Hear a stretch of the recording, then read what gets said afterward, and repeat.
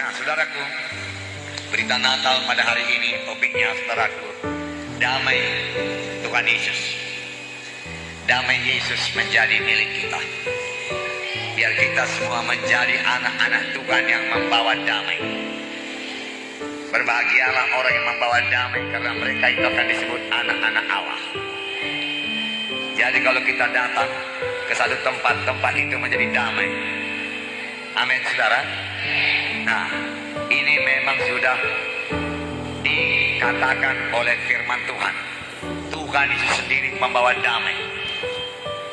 Dan selalu, saudaraku, kemana saja Tuhan Yesus pergi, dia berkata, damai kuberikan padamu. Dan dalam surat-surat kiriman Rasul Paulus, saudaraku, kasih Tuhan Yesus, ya, anugerah Tuhan Yesus, damai Tuhan beserta dengan engkau. Selalu dikatakan damai, damai, damai. Nah, pada waktu Zakaria, saudaraku, bernubuat. Zakaria ini Zakaria perjanjian baru, orang imam. Istrinya bernama Elisabeth. Dialah orang tua daripada Yohanes Pembaptis. Dan dia dikaruniakan Tuhan anak pada masa tuanya, walaupun Elisabeth itu mandul. Dan dia memperanakkan Yohanes Pembaptis. Lalu pada waktu dia memberi nama kepada Yohanes Pembaptis, maka dia bernubuat. Saya membacakan nubuatnya kepada saudara. Sebenarnya saya percaya ini bukan mengenai Yohanes Pembaptis, tapi mengenai Tuhan Yesus yang akan datang ke dunia ini. Dalam Lukas pasal 1 ayat 78 dan 79, sebagian saat saya bacakan.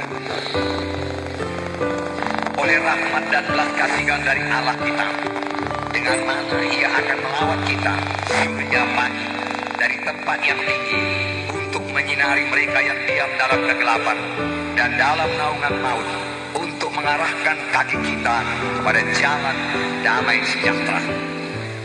Yesus akan memimpin kita dan menyinari kita dengan surya pagi yang memberikan damai sejahtera kepada kita, bahkan mengarahkan kaki kita, yang berarti memimpin kita kepada jalan damai sejahtera. Jalan damai sejahtera. Damai sejahtera kutinggalkan padamu, Tuhan berkata waktu dia mau naik ke sorga. Damai sejahtera. Tuhan suka kita memiliki damai sejahtera. Tuhan suka kita hidup dalam damai, tidak khawatir, tidak takut, tidak was-was. Dan damai itu sungguh-sungguh menguasai kita. Ya, kemana saja kita bergerak, saudara, orang merasakan damai itu, saudara. Orang melihat damai itu, saudara. Dalam kita, saudara. Orang melihat damai itu dalam kita. Nah, saudara, damai memang tema khotbah yang utama dari Tuhan Yesus. Kisah 10 ayat 36. Ini kesaksian Petrus. Apakah kesaksian Petrus mengenai Tuhan Yesus?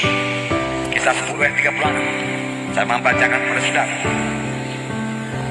Itulah firman yang ia suruh sampaikan kepada orang-orang Israel. Itulah firman yang Yesus suruh sampaikan kepada orang-orang Israel, yaitu firman yang memberitakan damai sejahtera oleh Yesus Kristus, yang adalah Tuhan bagi semua orang. Kamu tahu tentang segala sesuatu yang terjadi di seluruh tanah Yudea dan dari Galilea sesudah baptisan yang diberitakan oleh Yohanes, yaitu tentang Yesus dari Nazaret, bagaimana Allah mengurapi dia dengan Roh Kudus dan kuat kuasa. Dia yang berjalan berkeliling sambil berbuat baik dan menyembuhkan semua yang dikuasai iblis, sebab Allah menyertai dia. Inilah firman yang dia suruh sampaikan kepada orang-orang Israel, yaitu firman yang memberitakan damai sejahtera. Bukan hanya berita damai sejahtera, tetapi perbuatan Yesus membawa damai sejahtera. Khotbah Tuhan Yesus temanya damai sejahtera. Pelayanan Tuhan Yesus membawa damai sejahtera. Mengapa? Karena Allah mengurapi dia dengan Roh Kudus dan kuat kuasa, dan dia berjalan keliling menyembuhkan semua orang yang dikuasai setan, sebab Allah menyertai dia. Menyembuhkan semua yang sakit, sehingga orang sakit itu beroleh damai. Sama seperti Bapa mengutus aku, demikian juga sekarang aku mengutus kamu. Dan sesudah berkata demikian, ia menghembusi mereka dan berkata, terimalah Roh Kudus. Terimalah Roh Kudus. Jikalau kamu mengampuni dosa orang, dosanya diampuni. Dan jikalau kamu menyatakan dosa tetap ada, dosanya tetap ada. Setelah murid-murid, saudaraku, penuh dengan Roh Kudus, dia memiliki kuasa, saudaraku. yang memiliki damai Tuhan, dan pelayanannya menjadi berkuasa. Puji Tuhan, saudara. Nah, dalam kekasih dalam nama Yesus, apakah yang perlu bagi kita pada malam Natal ini? Saudara, biarlah damai malam Natal, damai hari Natal memenuhkan kita semua, sehingga kita menjadi pembawa damai. Bukan hanya pada hari ini, besok, tetapi seterusnya dalam sepanjang hidup kita, kita menjadi pembawa damai. Haleluya. Hal tersebut sama juga dengan saudara. Di dalam saudara juga ada Tuhan Yesus.